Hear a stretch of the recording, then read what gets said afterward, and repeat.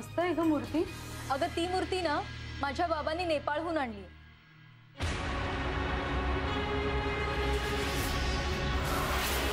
मला exactly price माहिती नाही त्याची, पण तो एक दुर्मिळ अँटिक पीस होता। मस्तच। मला तुम्हाला एक फिल्म दाखवायची। मूर्ती चोरीला गेली हे खरं आहे आणि मी चमचा चोरला हेही खरं आहे। आपल्या घरातली एखादी आवडती वस्तू चोरीला गेली की कसं वाटतं ना, तेच दाखवायचं होतं मला। न वापरलेल्या चमच्यामध्ये एक चमचा मिसिंग आहे। हा दुसरा चमचा कोणी चोरला असेल? कशाला?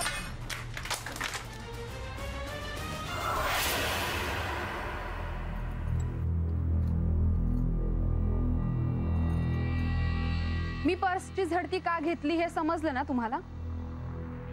अवंतीकडची मूर्ती गेली, मॅडम कडचा चमचा गेला आणि चोर तुमच्यापैकीच कुणीतरी। मी समजू शकते, पण त्यांच्यापैकी कोणीतरी मी नाही ह्याची खात्री पटली ना तुमची?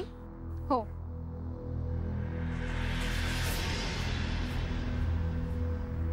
तेव्हा तुझी पर्स कुठे? ती माझी पर्स एका बाईने चोरली। ऍक्च्युली मी तिच्या मागे धावतही गेले, पण ती बाईकवर निघून गेली। म्हणूनच मी प्रियाला बोलवलं इथे, कारण की माझ्याकडे ऑटोचेही पैसे नाहीये। अगं काय सांगतेस? चल आपण पोलीस कंप्लेंट करूयात। नाही नको, तशी ती पर्स साधीच होती। अगं असं काय करतेस? त्या तुझे पैसे आणि डॉक्युमेंट्स असतील ना? नाही नाही, डॉक्युमेंट्स वगैरे असं काही नव्हते त्याच्यामध्ये, आणि पैसेही फारसे काही नव्हते। जुनीच होती ती पर्स, त्याच्यात कुठे पोलिसात जा। पर्स नक्की चोरीला गेलीये की तू कुठेतरी लपवली आहेस? अहो वाटेल ते काय बोलताय तुम्ही? जेव्हा मी आले तेव्हा सुद्धा तिच्याकडे पर्स नव्हती। काय आहे ना प्रिया, कावीळ झालेल्यांना सगळं जग पिवळं दिसतं ना, तसंच या गुप्तहेरांचं पण असतं। त्यांनाही सगळे चोरच वाटतात, है ना? हो ना, आणि तिची पर्स गेलीये आणि तुम्ही तिच्यावरच डाऊट घेताय। कसं आहे ना, जो गुन्हेगार असतो ना तो चौकशीला वैतागतो, अस्वस्थ होतो, कोऑपरेट करायला नकार देतो। कर नाहीये त्याला डर कशाला? आणि तुम्ही जर चोरी केलीच नसेल तर तुम्हाला घाबरायची आणि वैतागायची काहीच गरज नाही। जोपर्यंत मूर्ती आणि चमचा मिळत नाही तोपर्यंत मी सर्वांवर संशय घेणार। ठीक आहे, करा तुम्ही तुमचं काम। चल, चमचा आणि मूर्ती गेल्यापासून ना डोक्याचा ताप वाढलाय।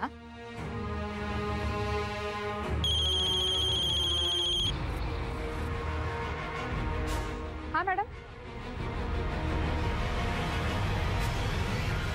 काय काय अवस्था केली आहे तुम्ही तिची? तुम्हाला माणुसकी वगैरे नावाची गोष्ट असते की नाही? हा, का डिटेक्टिव्हचा पोशाख घातल्यानंतर माणुसकी उतरवून ठेवता तुम्ही लोक? हे बघा मयूर, माणुसकी आहे म्हणूनच हे सगळं करते। तुम्हाला कळत कसं नाहीये? प्रश्न फक्त एका चमच्याचा नाहीये। तुम्ही प्लीज जरा माझं एकदा ऐकून घ्या। हे बघा, मला तुमचं काही एक ऐकून घ्यायचं नाही। माझा शरूवर पूर्ण विश्वास। ती सांगते ना तिने नाही घेतलाय चमचा म्हणजे नाही घेतला। दुसऱ्याच कोणीतरी घेतला असेल आणि तुम्ही तपास सुरू केल्यानंतर तिच्या पर्समध्ये टाकला असेल। तुम्ही खऱ्या चोराचा तपास करायला सुरुवात करा। आणि हो, तुमचा ऍड्रेस पण देऊन ठेवा, असे डझनभर चमचे पाठवून देतो तुमच्या घरी। हो मयूर, माझं ऐकून तरी घ्या।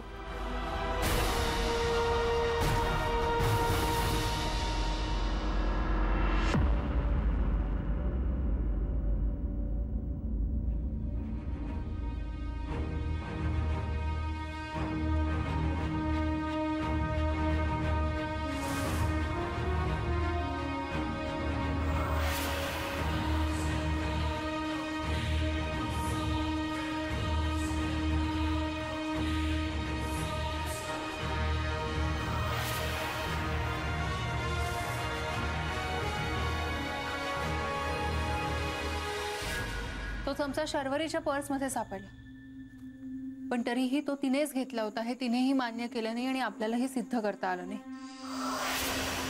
मॅडम, असं तर झालं नसेल ना? म्हणजे तो चमचा रेवा किंवा प्रिया या दोघींपैकी कोणीतरी चोरला असेल आणि मग शर्वरीच्या पर्समध्ये ठेवला असेल, म्हणजे शर्वरीवर संशय यावा यासाठी। असू शकेल, पण मग स्नेहाचं काय?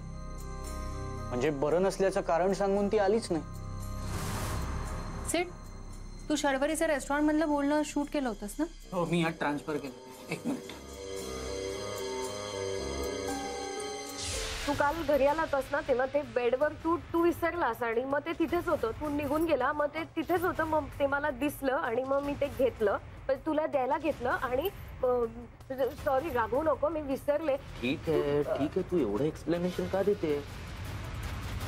सेठ, तू आणि दाजी शर्वरीच्या घरी जा, लक्ष ठेवा तिथे. मनाली, तू मयूरवर लक्ष ठेव. आणि स्नेहा, तिचं काय?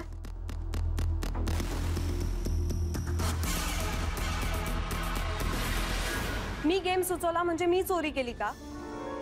हवं तर तुम्ही माझी आणि माझ्या घराची झडती घ्या. मग माझ्या घरी का नव्हती आलीस तू? तुला बरं नव्हतं ना? मग कुठल्या डॉक्टरकडे गेली होतीस? ही काय जबरदस्ती आहे? मला नव्हतं यायचं. आणि मी कुठल्या डॉक्टरकडे गेले होते हे विचारणारा तुम्ही कोण? हे बघा, मी तुमच्या कुठल्याही प्रश्नांची उत्तरं द्यायला बांधील नाहीये. नाही, बरोबर आहे तुझं, पण जरा अशा पद्धतीने प्रश्नांना बगल दिलीस तर संशय तुझ्यावर असेल.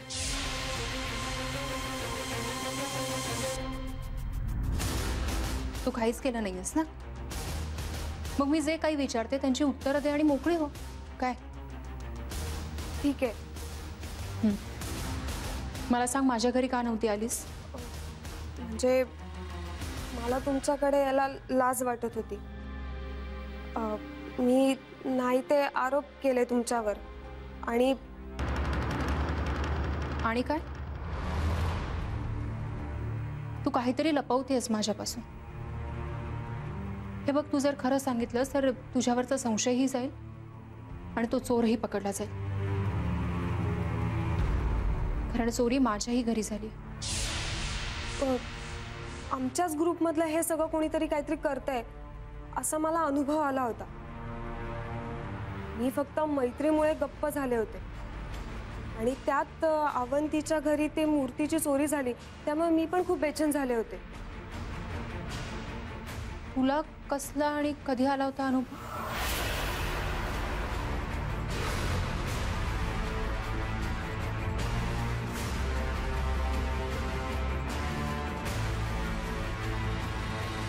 प्रियानी माझ्या वाढदिवसाच्या दिवशी मला एक फोटो फ्रेम दिली होती. त्याच्यामध्ये मी माझा आणि प्रियाचा फोटोही लावणार होते. पण म्हणजे प्रिया आणि मी अगदी शाळेपासूनच्या मैत्रिणी, आणि ह्या अगदी आत्ता फक्त कॉलेजमधल्या मैत्रिणी. म्हणजे अगदी शर्वरी तर नुकतीच जॉईन झाली. ती याआधी पुण्यात होती हॉस्टेलमध्ये राहायला. नाही, 1 मिनिट. तू फोटो फ्रेम बद्दल काहीतरी सांगत होतीस. हां, त्या दिवशी माझ्या घरी पार्टी होती आणि तेव्हा ती फ्रेम चोरीला गेली. म्हणजे त्या दिवशी प्रिया नव्हती, पण शर्वरी, अवंती आणि रेवा होती. अगं, मग हे तू तेव्हाच सांगायला हवं होतंस. पण मी जर तेव्हा बोलले असते तर ह्या सगळ्या जणी दुखावल्या गेल्या असत्या ना. आणि मला माझी मैत्री नव्हती गमवायची. आणि आताही काय झालं, अवंतीवरती सगळ्याच जणी नाराज आहेत ना. अगं, पण तू हे तेव्हाच सांगितलं असतं तर हे मूर्तीचं प्रकरणच झालं नसतं. आणि खरं काय ते कळल्यावर इतरांचा रागही गेला असता, हो ना? हे बघ, चुकीची गोष्ट थांबवण्यासाठी कोणाला तरी पुढाकार घ्यावाच लागतो. आज जर अवंतीनेही तुझ्यासारखा स्टँड घेतला असता तर कदाचित हे प्रकरण कधीच उघडकीस आलं नसतं आणि कधीच थांबलंही नसतं. तुम्ही म्हणता ते बरोबर आहे. Excuse me. बोल मनाली. ते दोघं एकत्र आहेत? ठीक आहे. ते कुठे जातात यावर लक्ष ठेव.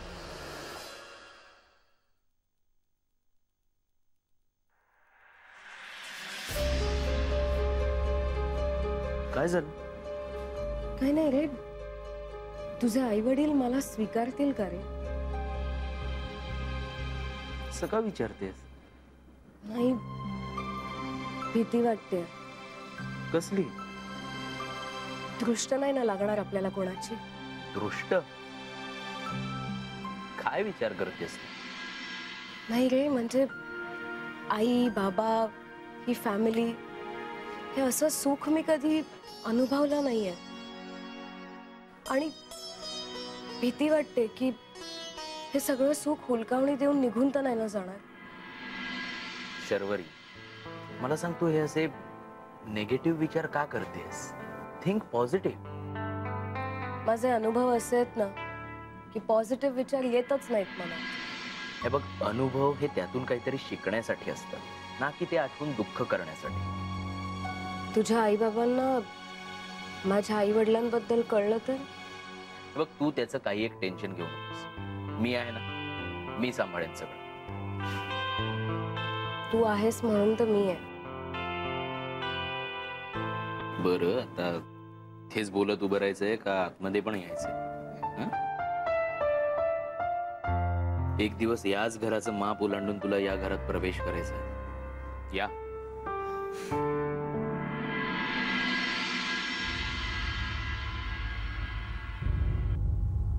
मॅडम, मयूर आणि शर्वरी दोघे घरात गेलेत.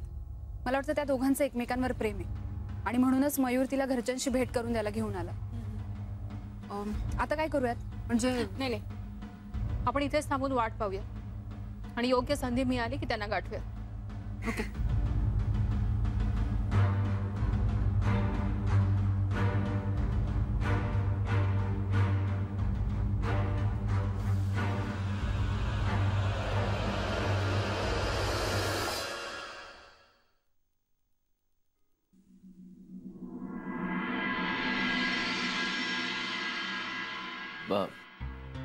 हे माझे बाबा,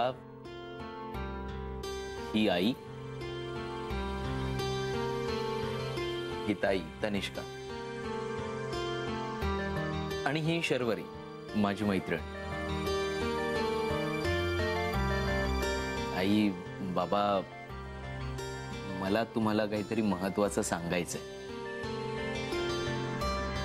तू काय सांगणार आहेस आम्हाला याची पूर्ण कल्पना आहे. कशी काय? अरे कसं काय काय, तू जरी विसरलास ना तरी माझ्या लक्षात आहे की मी तुझा बाप आहे. आणि आपला मुलगा त्याच्या तरुण मैत्रिणीला स्वतःच्या आई वडिलांना भेटायला का घेऊन येतो हे साधारणतः जगातल्या सगळ्या बापांना कळतं. बरोबर की नाही? हो बरोबर आहे. मग बोल. काय बोलू आता? तुम्हाला तर सगळं माहितीच आहे ना. मला तुझ्या तोंडून ऐकायचं हेच की माझं हिच्यावर खूप प्रेम आहे. आणि हिचं कुणावर प्रेम आहे? कुणावर म्हणजे हिचं माझ्यावर प्रेम आहे. अरे मग गधड्या, तुमचं दोघांचं एकमेकावर खूप प्रेम आहे असं सरळ सांग ना. अर्धवट काय सांगतो? तेच तर सांगतोय. पण काय रे, नुसतंच प्रेम करणार आहात की लग्न वगैरे करायची सुद्धा इच्छा आहे? कोर्स म्हणून तर आलोय इथे. कशाला लग्न करायला? नाही होत, मी तुम्हा दोघांची परवानगी घ्यायला. अरे मग बाबा तसं नीट सांग ना. बघितलंस, असे ना सतत माझी खेचत असते. काय बाबा? अरे मग बाबा नीट सांग ना. उगाच तिचा बिचारीचा काहीतरी गैरसमज व्हायचा. म्हणजे जर आई बाबांनी परवानगी नाही दिली तर तू हिच्याशी लग्न करणार नाहीयेस?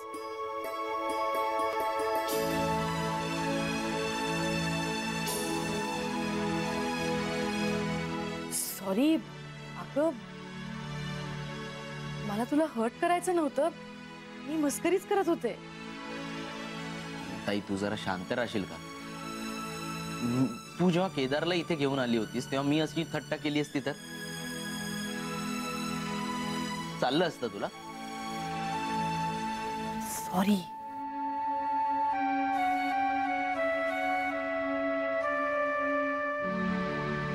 हसली की किती गोड दिसते शर्वरी.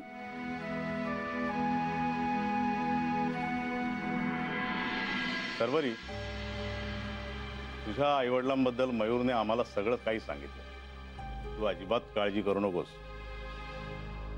तू आता एकटीच राहतेस का? हो. कुठे राहते?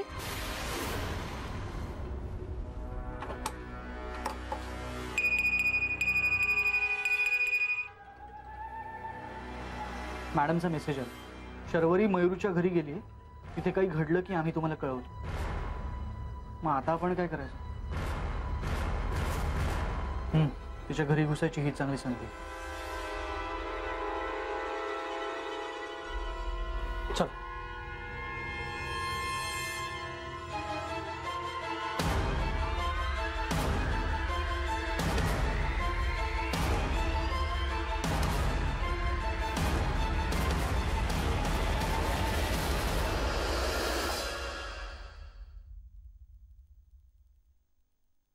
मॅडम, त्या दोघांच्या लग्नाची बोलणी चालू आणि घरात आणखी एक मुलगी आहे.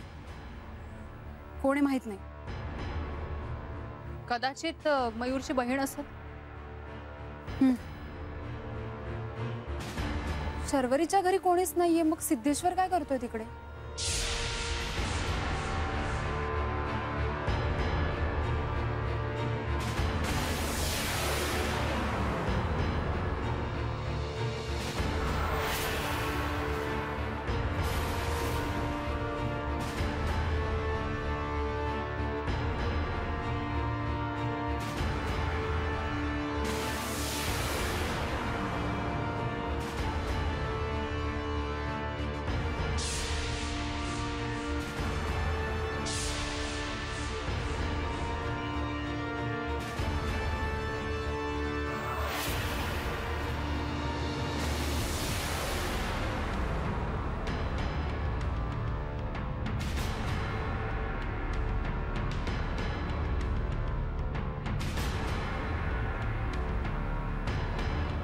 ताजी, या सगळ्या वस्तू शर्वरीने नक्की कोणाकडून तरी चोरल्या असणार. आपल्याला मॅडमना कळवायला.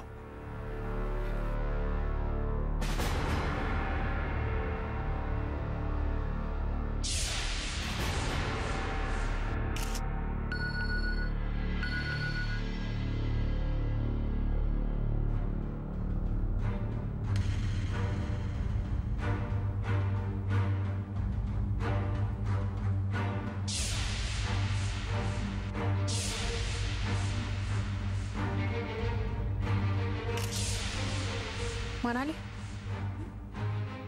याचा अर्थ शर्वरीला उचलेगिरीची सवय.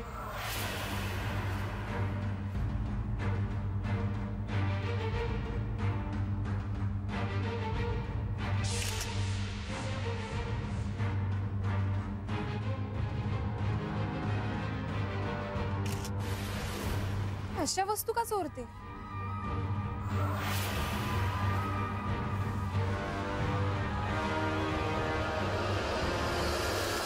आणि ही आपली बेडरूम. आता जरा ठीकठाक आहे, पण तू आल्यावर तुला हवे तसे बदल कर. म्हणजे रंग, पडदे, जे तुला वाटेल ते. अच्छा, म्हणजे माझ्या चॉईस वर एवढा विश्वास आहे? मग मी पण तुझीच चॉईस आहे ना. अच्छा, पण आई बाबा अजून हो कुठे म्हणाले? आता तू त्यांच्या नजरेतलं कौतुक नाही पाहिलंस? केदार, मी तुला, अरे तुम्ही इथे आहात. So sorry. मयूर, आई बोलवती. जा. तुलाच पाठवलं बोलवायला. एक मिनिट, जरा माझ्याशी सुद्धा बोल. मला सांग, कसं काय गटवलंस माझ्या भावाला?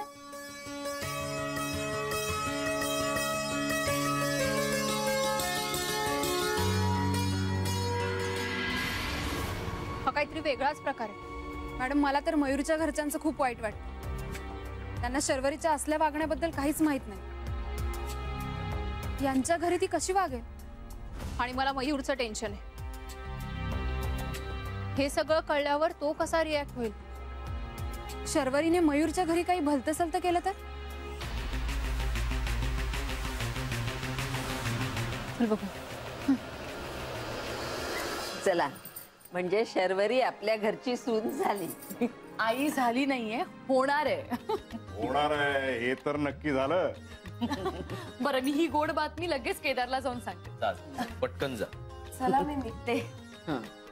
चल मी तुला सोडून येते. नाही कशाला, मला उशीर होतोय, मी जाते. अरे पण एवढी घाई काय?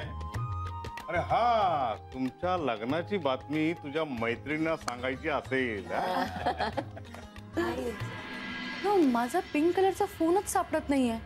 अगं तिथेच असेल, कुठेतरी ठेवला असेल धांदरेटासारखा. बाबा फोन दे जरा. चला मी निघते. मी येऊ का? मी निघते. चल. घाई कसली आहे? किती वेळ लावतोस पण? हे ना तुझा फोन वाजतोय. मी नंतर घेते ना, तू चल आता. थांब.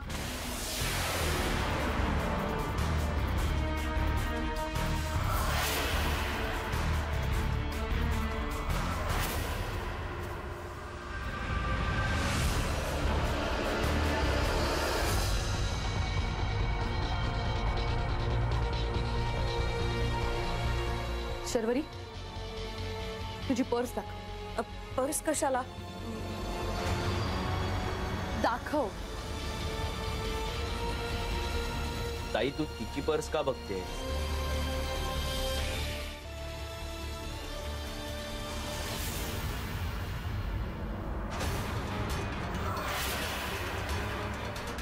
माझा मोबाईल तुझ्या पर्स मध्ये कसा आला? मला नाही माहित कसा आला. मी चुकून ठेवला असेल माझा समजून. तू चुकून ठेवलेला नाहीयेस. मला सांगशील का नेमकं काय झालं ते? आई, मगाशी मी मयूरच्या रूम मध्ये गेले ना, तेव्हा मोबाईल माझ्याकडे होता. ही सतत माझ्या मोबाईलकडे बघत होती आणि मी तो तिथे विसरले, पण तो हिच्या लक्षात होता. म्हणजे तुला काय म्हणायचंय? आई, तू हिलाच विचार ना, माझा मोबाईल हिच्या पर्स मध्ये कसा आला? मला नाही माहित कसा आला. मला खरंच नाही माहित. मी सांगते ना, तू माझा मोबाईल चोरलायस. नाही.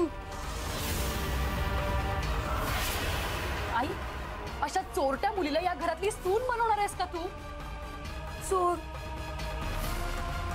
हा काय प्रकार आहे शर्वरी? मी नाही चोरला मोबाईल. मी नाही चोरला खरंच.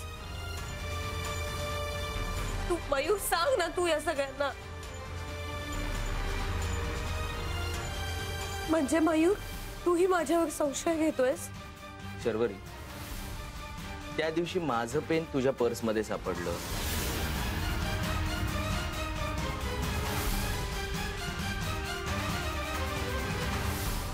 अस्मिता मॅडमचा चमचा तुझ्या पर्स मध्ये सापडला.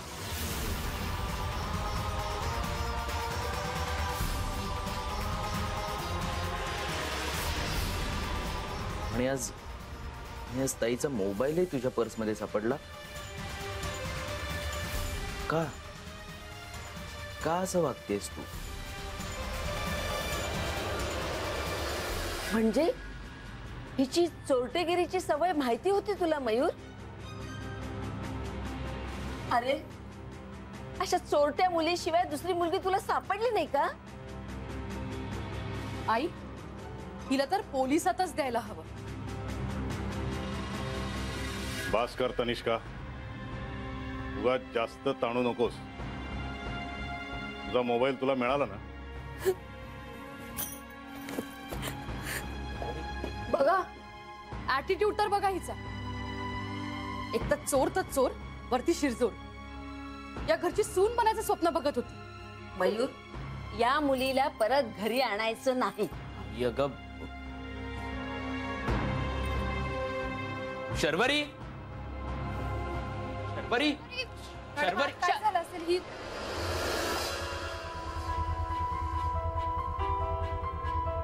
मयूर, नेमकं काय झालंय? शर्वरी अशी रडत का गेली? माझ्याही समजण्याच्या पलीकडे. म्हणजे हे बघा काय झालंय नीट सांगाल का प्लीज? ऍक्च्युली मी तिला माझ्या आईबाबांना भेटायला घेऊन आलो होतो. आईबाबांनी दोघांनीही सून म्हणून स्वीकारलं तिला, पण ती असं का वागली कळलं नाही. अशी म्हणजे नेमकं काय केलंय तिने? माझ्या बहिणीचा मोबाईल तिच्या पर्समध्ये सापडला. मॅडम मी काल तुमचं ऐकायला हवं होतं. पण काय प्रकार आहे? ते शोधायचंय आपल्याला आणि त्यासाठी आम्हाला तुमची मदत हवी.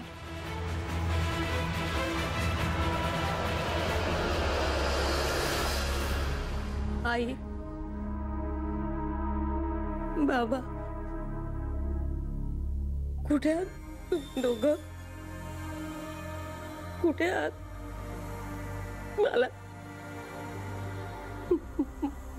मला एकटीला सोडून का गेलात आई बाबा? का गेलात मला सोडून? मी खूप परिस्थितीशी लढण्याचा प्रयत्न करते, एकटी लढते. माझं काय होईल याचा विचार नाही आला मनात. एकमेकांकडे पाठ फिरवली, माझ्याकडे पण पाठ फिरवली ना.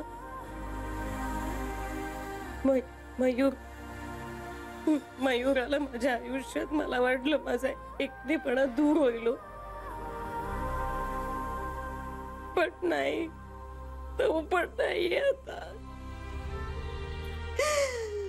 माझं लग्न मोडलं, माझं लग्न मोडलं. मी काय करू? माझं लग्न मोडलं आई बाबा.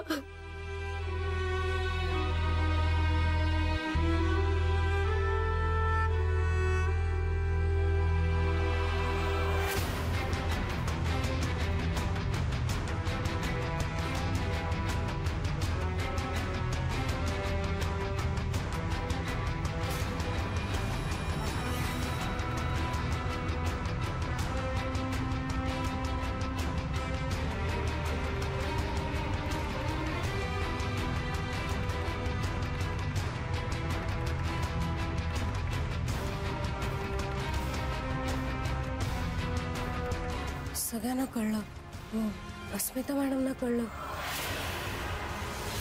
रेवा, स्नेहा, अवंती, मयूर,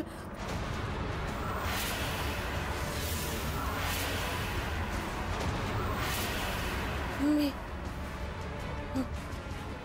पुन्हा एकटी नाही राहायचं.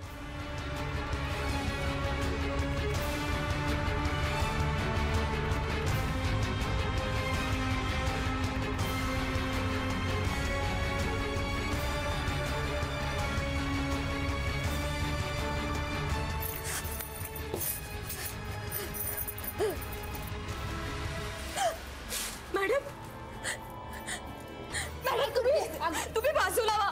मला थांबू नका आता. शर्वरी थांब. मॅडम मी कोणाला तोंड दाखवायच्या लायकीचे नाही राहिले हो. मॅडम मी वेडी आहे, कोणाला तोंड दाखवायच्या लायकीची नाही राहिली. मॅडम मी चोर आहे, चोर. मी चोर आहे. शर्वरी तू का आलास इथे? तू जा, तू जा. मी शांत हो. चोर आहे. सर्व बघ, मी चोर आहे. शांत हो जरा.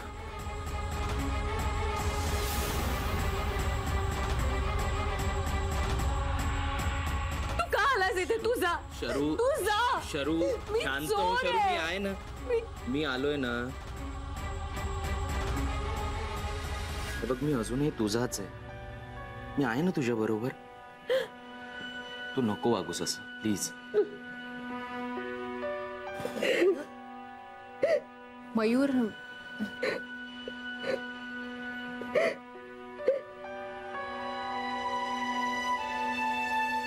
शरूचे आई बाबा,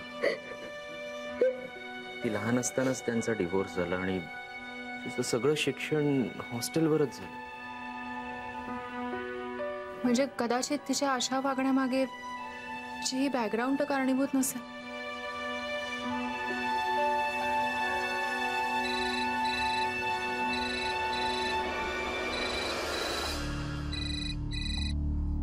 हा बोल सेठ. म्हणजे माझी शंका खरी ठरली तर ठीक आहे. तुम्ही मला पोलिसात देणार आहात? नाही नाही नाही नाही. मला नाही शर्वरी, तू चोर नाही आहेस. तुला पोलिसात नाही देणार आहे मी. तुला उपचाराची गरज आहे. तू लवकरच नक्की बरी होशील. म्हणजे आत्ताच माझ्या सहकार्याचा फोन होता.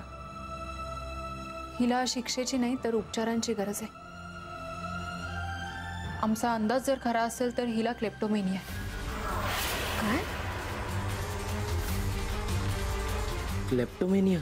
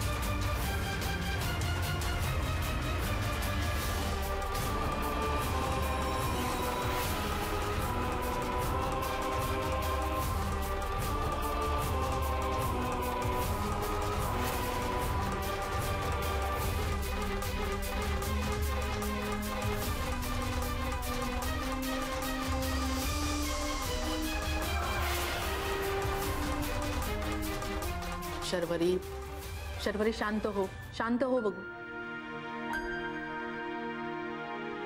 हे बघ, तू वेडी नाहीयेस आणि गुन्हेगारही नाहीयेस. मी जरा अस्मिता मॅडमशी बोलते, तोवर तू फ्रेश होऊन ये.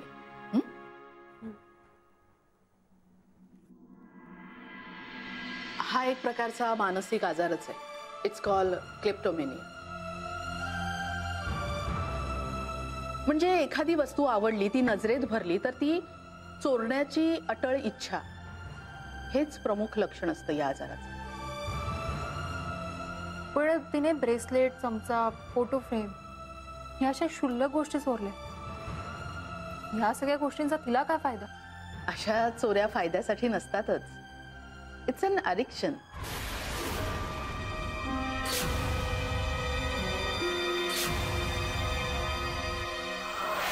अशा चोऱ्या करणारी व्यक्ती गुन्हेगार नसते, तर मानसिक संतुलन बिघडलेले असते.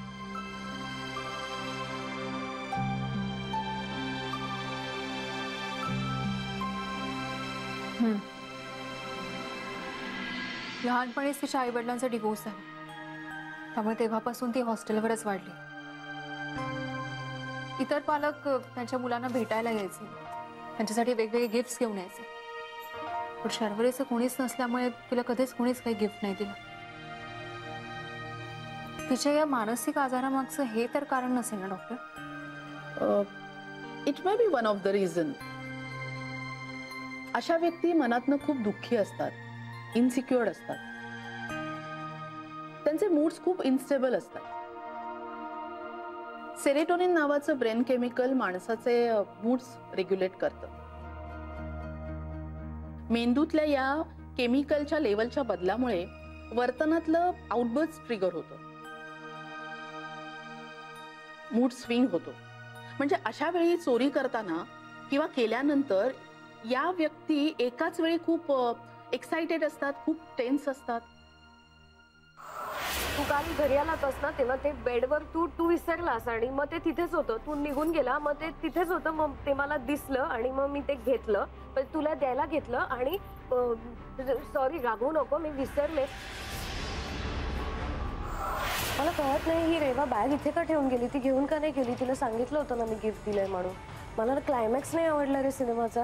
म्हणजे बाकी नॉर्मल होती फिल्म, सुरुवात आणि मिडल वॉज ओके, क्लायमॅक्स फार वाईट केला होता रे. मला कळतच नव्हतं असं का केलं क्लायमॅक्स. पण डॉक्टर, यावर काही उपाय नाहीये. म्हणजे शर्वरी पूर्ण बरी कधीच नाही होणार. मी काही मेडिसिन देईन, अँटी डिप्रेशन आणि मूड स्टेबिलायझिंग ड्रग्स. मेडिकेशन आणि काउन्सिलिंग हे तर उपाय आहेतच, पण अशा व्यक्तीला जास्त आधाराची, सोबतीची गरज असते. आता शर्वरी बरी होणार की नाही हे पूर्णतः तिच्या स्वतःच्या विल पॉवरवर अवलंबून आहे. आणि मयूर, तुम्ही किती ठामपणे तिच्या पाठीशी उभे राहता त्यावरही.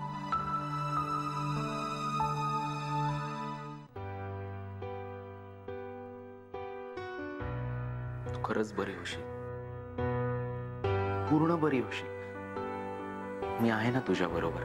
नाही झाले तर तू सोडून देशील मला? नाही डॉक्टर, तुम्ही खरं सांगता ना? खोटा नाही ना सांगत आहे? जेव्हा एखादी वस्तू मनात भरते ना तेव्हा सतत ती डोळ्यासमोर दिसत राहते. जोपर्यंत ती चोरत नाही तोपर्यंत चैनच पडत नाही. नंतर वाईट वाटतं, पण ते तेवढ्यापुरतं. हे सगळं थांबेल ना डॉक्टर? शर्वरी, तू अजिबात काळजी करू नकोस. आम्ही सगळे तुझ्या सोबत आहोत.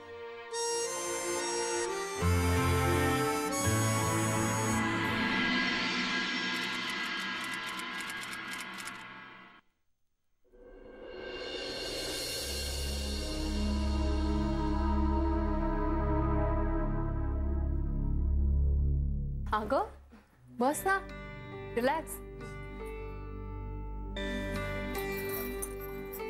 तू तिथेच थांब ना प्लीज, मला सोडून कुठे जाऊ नकोस. अगं तू टेन्शन का घेतेस? आपण फक्त गप्पा मारायला आलोय. मॅडम, संग्रामने पेमेंट केलं.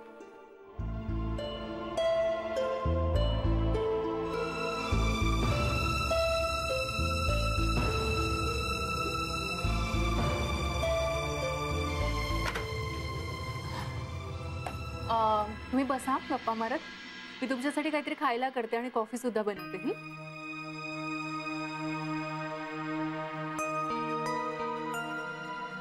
ए काय आहे? माझ्या मित्राने मला पेन दिले.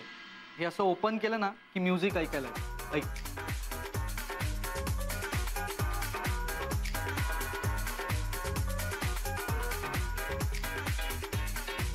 ए मला दे ना. अजिबात ते त्यांनी मला दिले आणि तू हरवशील. मी कशाला हरवेन? दाखव. अजिबात ना. मॅडम बोल. चल.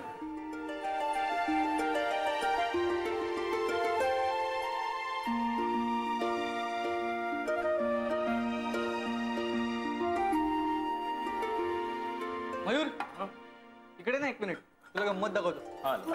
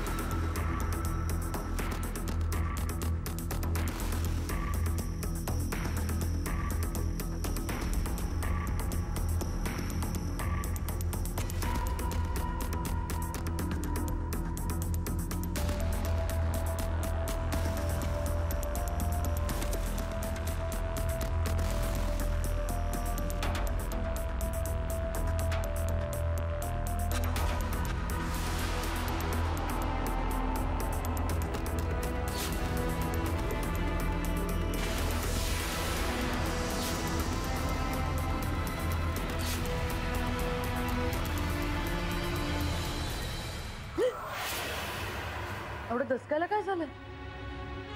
आणि इथे मी तुला भेटायला नाही, मयूरला भेटायला आले.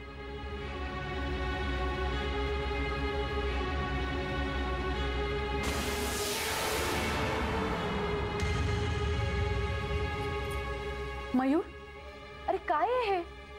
ज्या मुलीने आपल्या घरी चोरी केली तू तिलाच भेटायला आलाय? खर तर जेव्हा तू हिला फोन केलास आणि घराबाहेर पडलास ना, तेव्हाच मला संशय आला. म्हणजे तू माझ्यावर पाळत ठेवून इथे आलीस? पण आई बाबांना फसवून तू हिला इथे घेऊन आलास, त्याचं काय?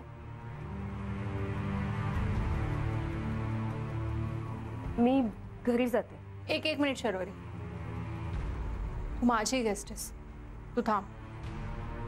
डिटेक्टिव्ह आहात ना तुम्ही? मग चोराला शिक्षा कशी होईल हे बघण्याऐवजी पाहुणचार कसले करताय? हे बघ तनिष्का, तुला काहीही माहित नाही. तू थांब, मी तुला सगळं सांगते. ऐकते मी, पण त्याआधी माझ्या आई बाबांना फोन करून सांगते की माझा भाऊ इथे हिच्या बरोबर आहे. तू काय लहान आहेस? आई बाबांना कळवण्याची काय धमकी देतेस? वेळ आल्यावर मी सांगणारच आहे त्यांना, आणि तू आता शांत बस. तुम्ही माझ्यामुळे भांडू नका. मी निघते, आले मी. एक मिनिट शर्वरी, सीट म्हणाली, या दोघांना आत घेऊन जा. तनिष्का, मी तुला सगळं समजावून सांग. काय सांगणार आहात तुम्ही मला? शर्वरीची बाजू घेऊन बोलणार असेल तर प्लीज बोलू नका. आज त्या मुलीमुळे माझा भाऊ माझ्याशी असं वागला. या आधी कधीच तो माझ्याशी असं उलटून बोलला नव्हता. हो, पण चूक तुझीही आहे ना. काही माहिती नसताना असं त्याला फैल्यावर घेतलंस तू. त्या मुलीने माझ्या घरी चोरी केली आहे. अजून काय माहिती हवी आहे? शर्वरी चोर नाहीये, ती एका मानसिक आजाराने ग्रस्त आहे.